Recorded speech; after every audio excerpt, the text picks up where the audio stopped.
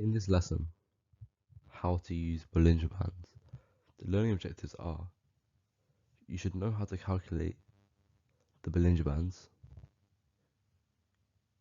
you should know different strategies to use to help you trade using the Bollinger Bands, and you should know the limitations of Bollinger Bands. Some trading tools and indicators are best used in particular environments.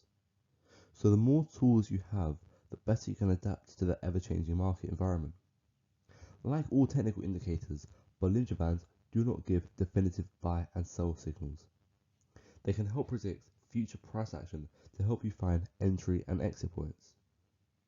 You shouldn't use it as a standalone tool, but rather one that complements other technical analysis tools.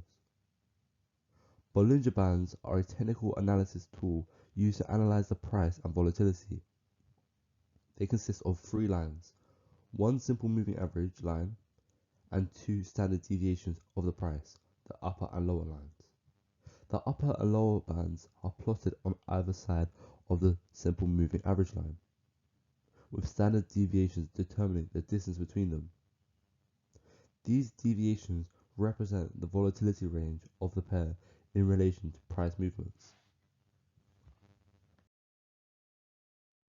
So let's look at the calculations and settings for Bollinger Bands. The standard Bollinger Band formula uses a 20-period simple moving average for the middle line, while the other 2 are calculated based on volatility in relation to the simple moving average. The upper and lower lines are 2 standard deviations from the middle line. This way, these bands can capture at least 85% of the price data moving between them for that period. The higher the value of the standard deviation you use for the bands, the higher percentage of prices the bands capture. You can always modify these settings according to your trading preferences. For instance, you may prefer to calculate the simple moving average based on a 10 period, since data prior may not be seen as relevant and the data compared to the data from the more recent period. As you are new to the concept of Bollinger Bands, it's best to use the default setting until you've mastered it before making any variations.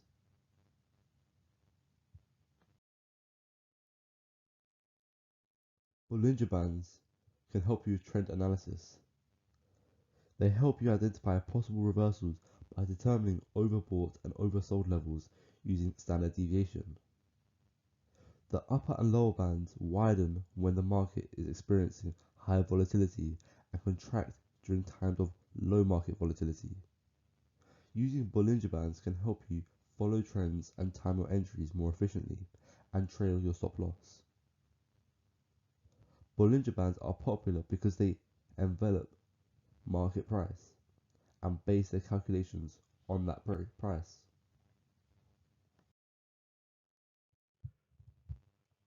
The Bollinger Balance is a very common strategy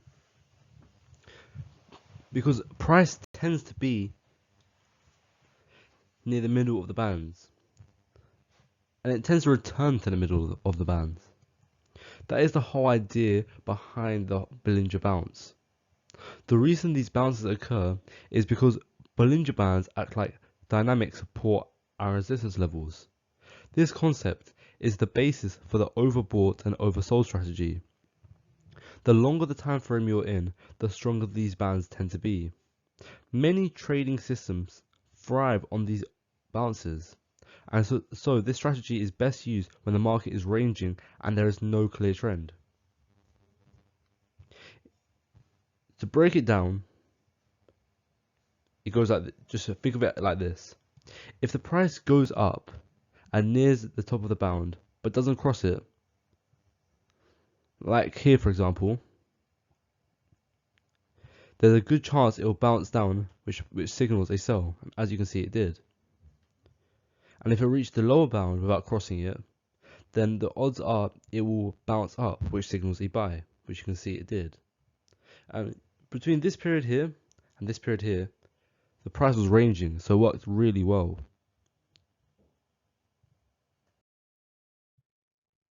The next strategy we're going to look at is the Bollinger Squeeze. A squeeze refers to the tight corridor formed by the contraction of the Bollinger Bands around the price. Here is a very good example, because the price contracts means it gets closer to the middle line. When the bands squeeze together, it usually means that the breakout is getting ready to happen. Market volatility typically contracts during times of decreasing trading volume, usually before a major price breakout. What that means is less people are trading now, and so there's less volatility, and the price becomes almost very stable almost, because there's about to be a massive move. If the candles start to break out above the top band, then the move will usually continue to go up, which signals a buy. So the buy here. And if the candles start to break out below the lower band, then price will usually continue to go down, which signals a sell. It is always advised to confirm the price break movement of a squeeze after a squeeze, as the breakout can always go the other way. As you can see here, it was almost a fake out because it started to go in one direction, but the price bounced off this level and started to go upwards. I would suggest you wait for two closes, meaning the two candlesticks close higher than the upper band before you act on this trade.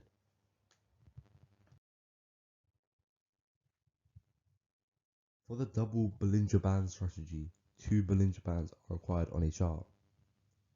The first set is one standard deviation from the simple moving average. The second set of bands is two standard deviations from the simple moving average. With 5 lines on the chart, 4 trading zones are created. First we have the buy zone, which is at the top, which is here. That's when the price is between the 1 standard deviation upper band and 2 standard deviations upper band. So these two, 1, 2. Therefore, when the price is in this zone, the uptrend is strong. Therefore, there's a high probability that the price will continue. The second and third ones, which is this one here and this one here, are neutral zones. That's when the price of the underlying asset is between the +1 and -1 standard deviation upper and lower bands. There isn't enough bullish or bearish momentum to trade. The fourth one, which is here, is the sell zone.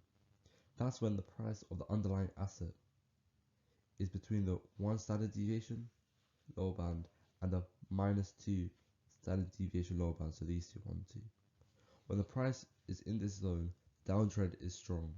Therefore, there's a higher probability that the price will continue falling.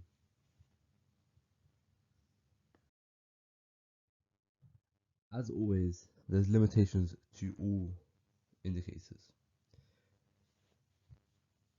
It may seem ideal to just enter a buy position every time the price approaches the lower band, or sell every time the price approaches the upper band. However, just because the market seems oversold or overbought, it doesn't automatically mean that you should enter or exit trade right away. Because look at this example right here. The price then just broke out of the range.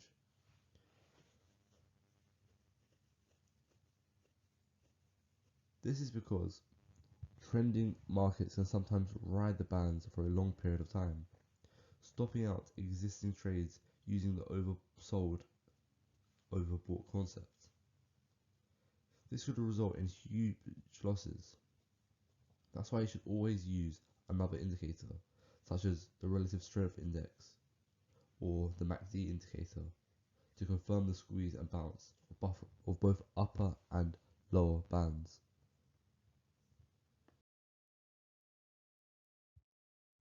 In conclusion, Bollinger Bands are an indicator to help you find entry and exit points.